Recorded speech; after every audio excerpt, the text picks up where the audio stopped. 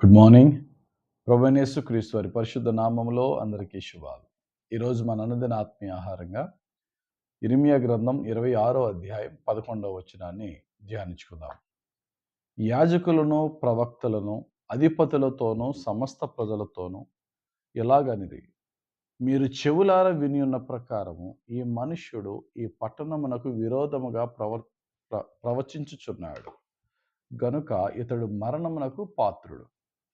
చదవబడిన వాక్యంలో దైవ సేవకుడైనటువంటి ప్రవక్త అయిన ఇర్మీయాను గూర్చి అక్కడున్న యాజకులు, ప్రవక్తలు, అధిపతులు కలిసి మాట్లాడుతున్న మాటలు ఏంటంటే, ఇతడు మనకి విరోధంగా ప్రవచిస్తున్నాడు. ఇతడు వాక్యాలు మనకు అనుకూలంగా లేవు. మనల్ని గద్దిస్తున్నాడు, మనల్ని బాధపరుస్తున్నాడు, మనను రకరకాల శిక్ష మీ మీదకు వస్తుందని భయపెడుతున్నాడు. ఇటువంటి వాడు మనకి ఉండడం మేలు కాదు, వీడిని చంపేద్దాం అని చెప్పి ఎవరెవరట? యాజకులు, అంటే బోధించే బోధకులు, ప్రవక్తలు, అధిపతులు అందరూ కలిశారట. ఈ లోపల అలా ఉంటే ఇర్మీయా చాలా సింపుల్ ఒకే మాట అన్నాడు. ఇదిగో నేను మీ వశములో ఉన్నాను. మీ దృష్టికి ఏది మంచిదో ఏది యుక్తమైనదో అదే నాకు చేయుడి. 14వ వచనం, ఇర్మీయా గ్రంథం 26:14. చంపేస్తే చంపేసుకోండి అయ్యా, దేవుడు చెప్పమన్నాడు, చెప్పాను, తర్వాత మీ ఇష్టం అన్నాడు. ఎంత ధైర్యంగా అన్నాడు చూడండి. ఆ టైంలో ప్రజల్లో ఉన్న కొంతమంది పెద్దలు లేచి ఒక చిన్న మీటింగ్ పెట్టి ఒక అద్భుతమైన చారిత్రకమైన విషయాన్ని వారికి చెప్పారు. అయ్యా, యెషయా ఇర్మీయా, భక్తుడైనటువంటి ఇర్మీయా దేవుని యొక్క నామములో ప్రవచించిన ప్రవచనం మనల్ని గద్దించి ఉండొచ్చు, కానీ దేవుని నామంలో అతడు ప్రవచించిన ప్రవచనం మనం తీసుకుంటే తీసుకుందాం, లేకపోతే మానేద్దాం. అతడు మనకి విరోధంగా వాక్యం, ప్రవచనం బోధించాడని చెప్పి అతన్ని చంపేయడం అనేది ఎంతవరకు న్యాయం? ఒకసారి ఆలోచన చేయండి. ఒకసారి చరిత్రకి వెళ్దాం. రాజైన హిజ్కియా టైంలో కొంతమంది ప్రవక్తలు బోధించారు, ప్రవచించారు దేవుని నామంలో. అందరూ కూడా ఆయనకి అనుకూలంగా ఏం చెప్పలే. భక్తుడైనటువంటి హిజ్కియాని ప్రవక్త అయినటువంటి యెషయా, నువ్వు చచ్చిపోతావు, ఇల్లు చక్కబెట్టుకో అన్నాడు. కోపగించాడా ఏమన్నా? పశ్చాత్తాపడ్డాడు. సేమ్ ఇప్పుడు భక్తుడైనటువంటి ఇర్మీయా ఎలాగైతే ప్రవచించాడో అదే విధంగా మీకా భక్తుడు ప్రవచించాడు. అదే రాజైన హిజ్కియా కాలంలో మీకా భక్తుడు ఏమన్నాడంటే, ఈ యెరూషలేము కుప్పవలె మారిపోద్ది.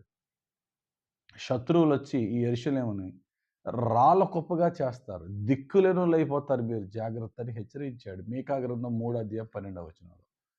ఏంటి? యెరూషలేము దేవుని పట్టణము, ఈ పట్టణానికి విరోధంగా నువ్వు ప్రవచిస్తావా అని చెప్పి మీకా భక్తుడిని అందరూ చంపేయలేదు కదా. చంపలేదు సరికదా, మీకా భక్తుని మాటలు విని రాజైన హిజ్కియా మీకాను చంపలేదు, మీకా మాటను గౌరవించాడు, యెహోవాకు భయపడ్డాడు, యెహోవా కృప కొరకు ప్రార్థన చేశాడు, ప్రజలను సంస్కరించి దేవునికి భక్తిగా నడిపించాడు. ఎండ్ రిజల్ట్ ఏంటంటే దేశం బాగుపడింది, శత్రువుల చేత నుంచి రక్షింపబడింది. రాజైన హిజ్కియా దేవుని చేత స్వస్థత పొందాడు. యెషయా భక్తుడు ప్రవచించిన, మీకా భక్తుడు ప్రవచించిన వారికి విరోధంగానే ప్రవచించారు, కానీ వాళ్ళని చంపేయలేదు.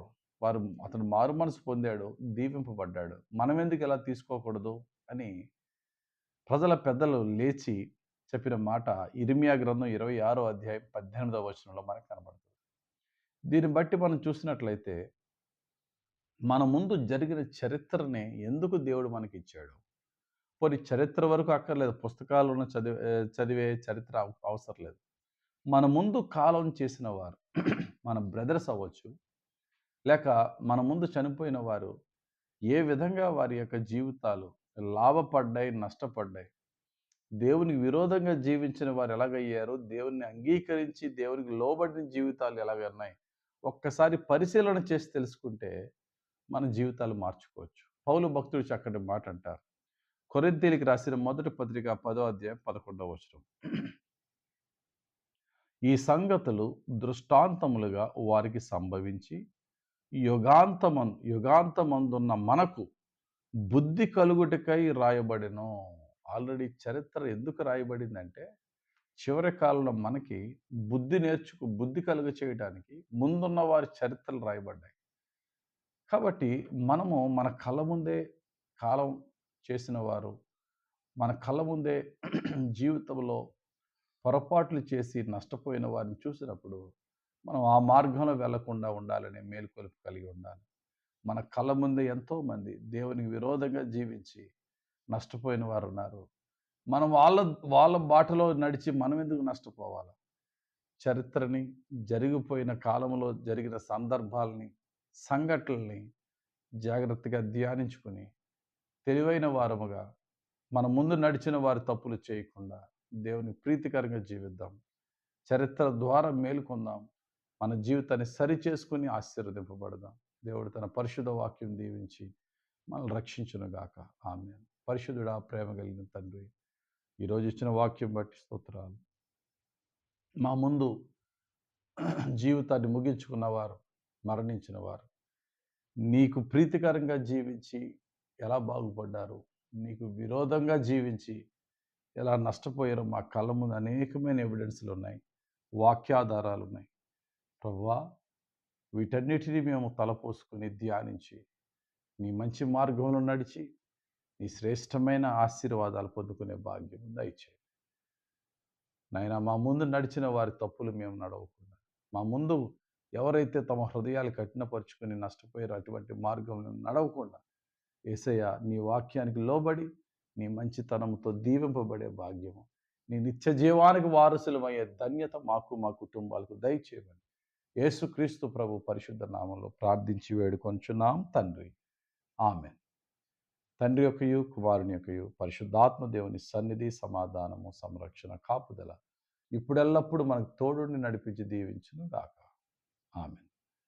God bless you. Have a very blessed day.